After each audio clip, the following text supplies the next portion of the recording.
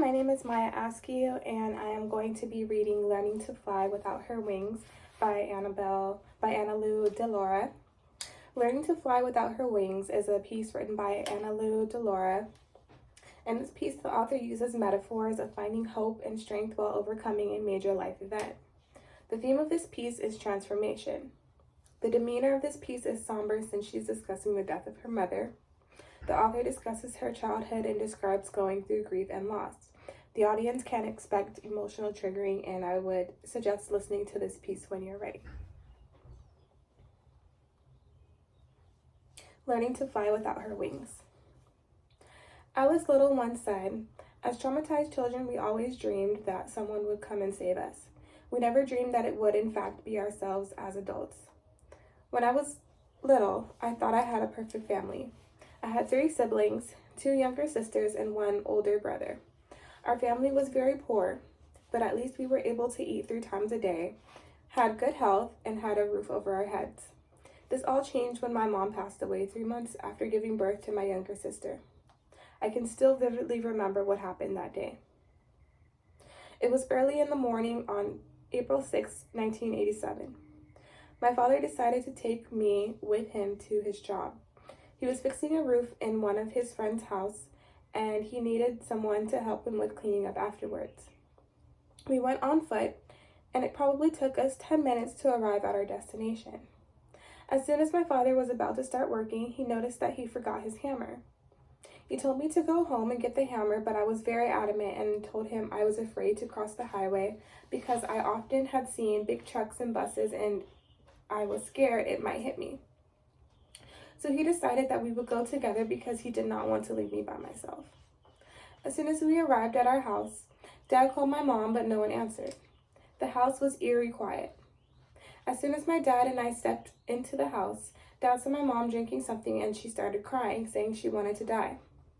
My dad asked her why, and the only thing she said was she wanted to die.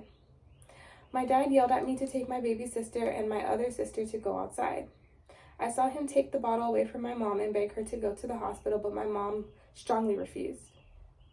My dad had to force her to go with him, but she kept holding on to the door. As a commotion ensued, our neighbors started to gather and tried to help. As soon as my dad was able to free my mom's hands from the door, a neighbor came to assist my mom and to sit on a wooden bench. As our neighbors found out what happened, they started looking for coconut milk to have my mother drink it in order for her to vomit. I was really confused while looking at my mom. She was crying and looked so pale. As a 6-year-old child, I did not understand what had happened at that moment.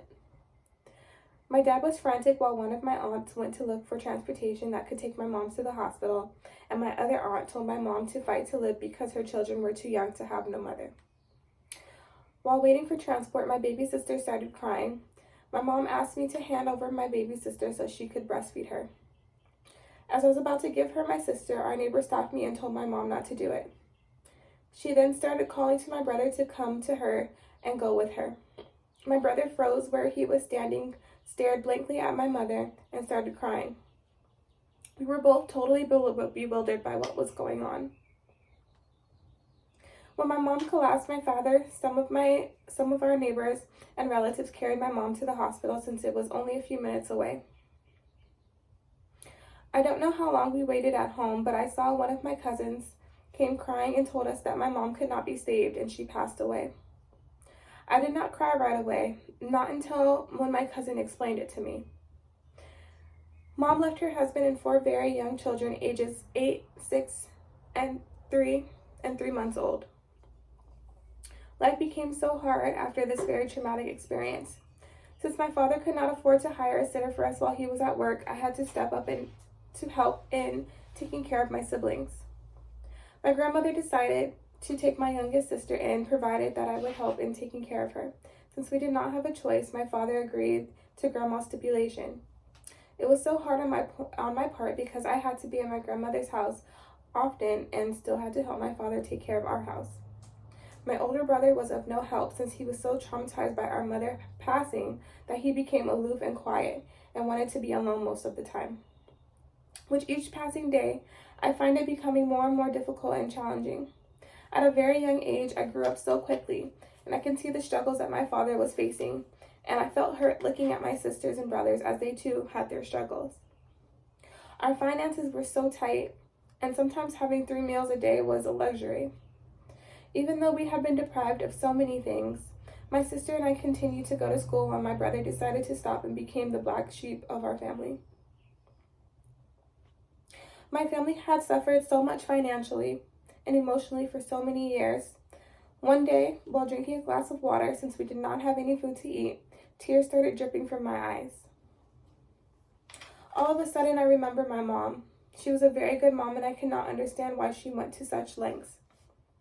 If she was alive, I am sure our lives would be different. I am sure we will not suffer as much as what we had suffered at that very moment. Due to all the miseries we have endured, I swore to myself that I would do my best to give our family a better life in the future. I continued my schooling until I graduated college as a working student.